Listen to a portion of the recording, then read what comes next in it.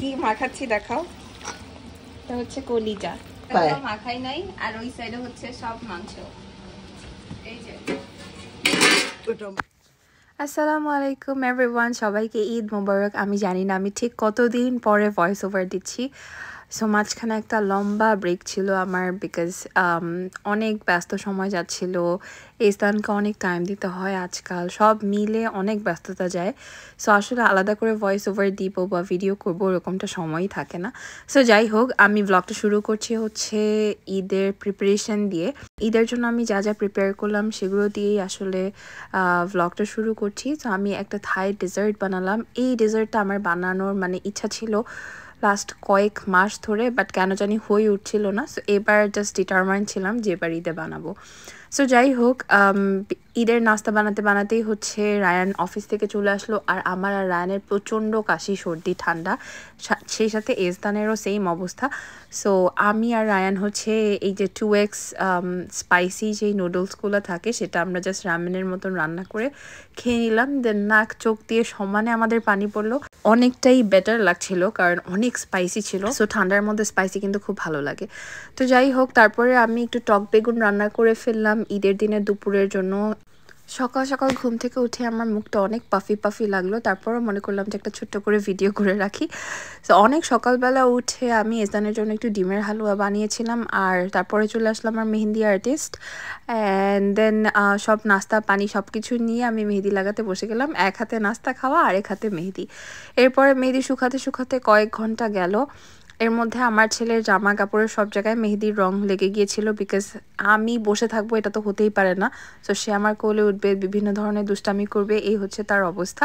তো যাই হোক, মেহেদি উঠানোর পরে আমি ঈদের দিনে দুপুরের জন্য একটু চিকেন বিরিয়ানি রান্না করলাম। বিরিয়ানিটার প্রসেসটা অ্যাকচুয়ালি বেসিক্যালি হচ্ছে আমার কাচ্চি বিরিয়ানি স্টাইলেই করা, বাট চিকেন দিয়ে। বাট প্রসেসিংটা কম বেশি লাইক হচ্ছে আমাদের কাচ্চি বিরিয়ানির মতন করে বানিয়েছি।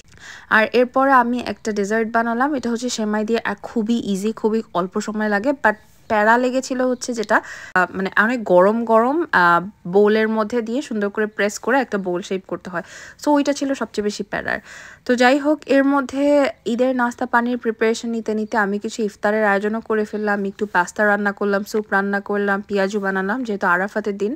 আরাফাতের দিন আমরা সবাই রোজা ছিলাম। সো বেসিক্যালি সেটা হচ্ছে আমাদের ঈদের আগের দিন। তো এই হচ্ছে আমার মোটামুটি ঈদের আগের দিনের প্রিপারেশন। সব রান্নাবান্না করে আমি ঘর বাড়ি গুছিয়ে ঘুমাতে চলে গিয়েছিলাম। সেটা করতে করতে আম্মুর আর আমার প্রায় রাত্রে 1:30 বেজে যায়।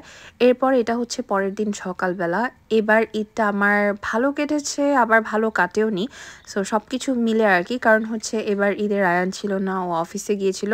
আর এবার কেন জানি আমি যত আমার রিলেটিভ সার্কেলের সাথে কথা বললাম তাদের ম্যাক্সিমামদের কাছ থেকেই শুনলাম যে সবাই মোটামুটি ঈদের দিনটা অফিস করেছে, কেউই ছুটি নেয়নি। বিকজ হচ্ছে এবার আমাদের ঈদটা পড়েছিল ফ্রাইডেতে, আর ফ্রাইডের পরে হচ্ছে স্যাটারডে সানডে। সো বেসিক্যালি 2 দিন হচ্ছে পরের দিন বন্ধ থাকবে।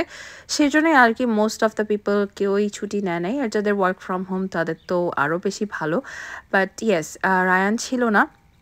তো যাই হোক, ওই জন্য সকালবেলা অনেক আর্লি উঠে আমার হচ্ছে সকালবেলা ঈদের নাস্তাটা প্রিপেয়ার করে ফেলতে হচ্ছিলো। এর মধ্যে আম্মু একটা ডেজার্ট বানিয়েছিল, সেটা হচ্ছে সাগু দিয়ে। ইটস লাইক সাগু রসমালাই। আর আমি করছিলাম হচ্ছে এখানে চটপটি। সরি, আমার গলা খুবই ভাঙা। আমি আজকে ঈদের কয়দিন, প্রায় আজকে হচ্ছে আমাদের ঈদের 4th ডে। সো আমি লাস্ট 3 সপ্তাহ ধরে আমার গলার অবস্থা এত বাজে, এত খারাপ। সো তার মধ্যে আমি জানি না এই ঠান্ডা, হাঁচি, কাশি, জ্বর জ্বর ভাব নিয়ে আমি কিভাবে কি ম্যানেজ করেছি আমি নিজেও জানি না। বাট এবার আমার লাইফের বেস্ট এক্সপিরিয়েন্স যেটা হচ্ছে যে আমি জীবনে কোনো দিন মানে মাংস সবসময় আম্মু রান্না করতো বা বিয়ের পরে আমার শাশুড়ি রান্না করতো। সো আমি হয়তো একটু মানে হালকা পাতলা নেড়ে টেড়ে দেওয়া বা টেস্ট করা, যাই হোক। সো বেসিক্যালি আমি টেস্টটাই করতাম, আর বাকি সব কিছু আম্মুরা করতো। তো যাই হোক, সো এবার ঈদে হচ্ছে আমি মাংস রান্না করি, একটু পরে আপনার সাথে দেখতে পারবেন। সো তার আগে একটু বলে নিই এবার ঈদে আমার কী কী ছিল। আমার ঈদের মধ্যে ছিল হচ্ছে coconut jelly, sago and mango dessert, আর তার সাথে ছিল হচ্ছে ফুচকা, চটপটি। এটা ছিল হচ্ছে পাখির বাসার মতন একটা নেস্টের মতন আমি একটা বানিয়েছিলাম সেমাই দিয়ে, আই ডোন্ট নো এটাকে কী বলে। তার সাথে ছিল সাগর রসমালাই, আর তার সাথে ছিল চিকেন অ্যান্ড আলুর চপ। সো যাই হোক, চা বানিয়ে রেডি করে আমি হচ্ছে শাওয়ার নিতে চলে গেলাম। কুইকলি বিকজ হচ্ছে রায়ানরা চলে আসবে নামাজ থেকে, আর নামাজ থেকে এসেই হচ্ছে ও ব্রেকফাস্ট করতে বসবে। সো ইয়েস, অলরেডি ও নামাজ থেকে চলে আসছে, ও আর আব্বু। এবার ঈদে আমি আর আম্মু নামাজে যাই নাই কারণ হচ্ছে আম্মুর অনেক শরীরটা খারাপ ছিল, আর আমি তো ইস্তানকে নিয়ে যাওয়াটা এখন পসিবল হয় না। সো যার কারণে আমি আর যাই নাই। আর এই তো আমার জামাইকে একটু চা বানায় অফিসের জন্য দিয়ে দিলাম, বিকজ সে হচ্ছে রাস্তা দিয়ে যেতে যেতে চা খাবে।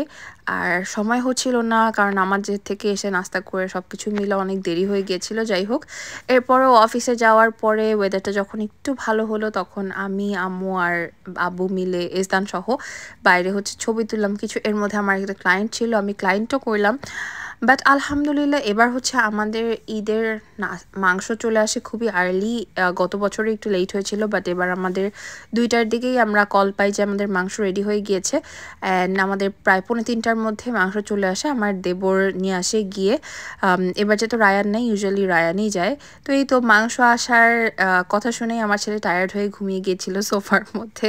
আর এর মধ্যে মাংস আমি আর আম্মু মিলে হচ্ছে মাংসগুলো সব সর্টিং করে ভাগ করে কোনগুলো হচ্ছে ফাতেহার মাংস হবে সবগুলো আমরা রেডি করছিলাম, কাটছিলাম। আমি আম্মুকে বটিটা দিয়ে দিয়েছিলাম, আর আমি হচ্ছে ছুরি দিয়ে কাঁচি দিয়ে কাটছিলাম। বেসিক্যালি আমি বটি দিয়ে খুব বেশি মাংস কাটতে পারি না।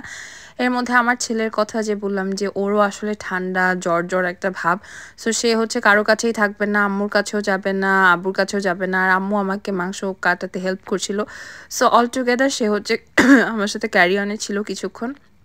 তারপর আব্বুর কাছে আমি ওকে দিয়ে মাংস মাখানো শুরু করি, বিকজ তখন অনেক স্পাইসেস থাকে, কোনটার থেকে কোনটা ওর চোখে মুখে যায়, ঝাল লাগে, বলা অনেক টাফ।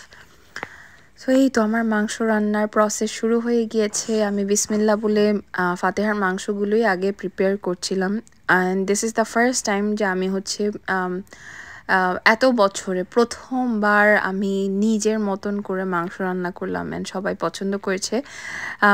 আমি জানি না আমি রেসিপি কেন শেয়ার করি নাই, কারণ হচ্ছে আই থিঙ্ক তখন অনেক রাশ ছিল, আর ইস্তানও অনেক ক্র্যাঙ্কি ছিল। সো আমি ঝটপট করে যতটুকু ক্যাপচার করতে পেরেছি তখন ততটুকুই আসলে ক্যাপচার করে এই যে এখন এডিট করে আপনাদের সবার সাথে শেয়ার করছি।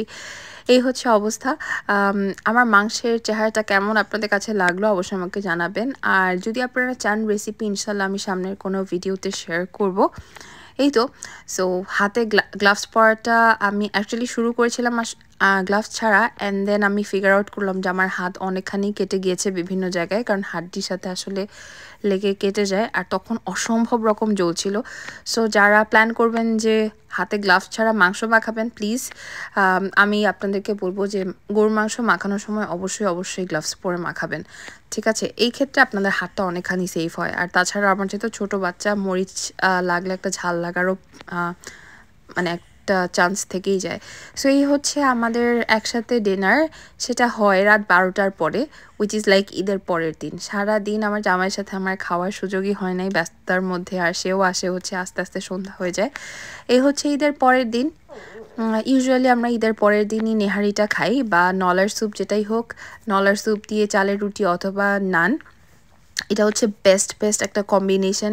আর এটার সাথে যদি একটু লেবু থাকে আর কোনো কথাই নাই। সো এই কয়দিন ধরে টানা আমি হচ্ছে গরুর মাংসই খাচ্ছি। আচ্ছা, এবার আবার ঈদের শপিংয়ের দিকে আসি। এই হচ্ছে এবারের আমার ঈদের শপিং। সো এবার আমি বাংলাদেশ থেকে যেহেতু টুকিটাকি জামা কাপড় বানিয়ে এনেছিলাম, আর সবগুলো পরাও হয়নি, সো দ্যাটস ওয়াই আমি ওখান থেকে একটা নতুন কট পরে ফেলেছিলাম, যেহেতু আমাদের মাংস নিয়ে অনেক কাজ। সো কমফোর্টেবল অ্যাটায়ার কিন্তু খুবই দরকার ছিল সারাদিনের জন্য। সো এই হচ্ছে আমার ঈদের টুকিটাকি শপিং। সবার ঈদ কেমন কাটলো অবশ্যই আমার সাথে শেয়ার করতে পারেন। দেখা হবে সবার সাথে। আল্লাহ হাফেজ।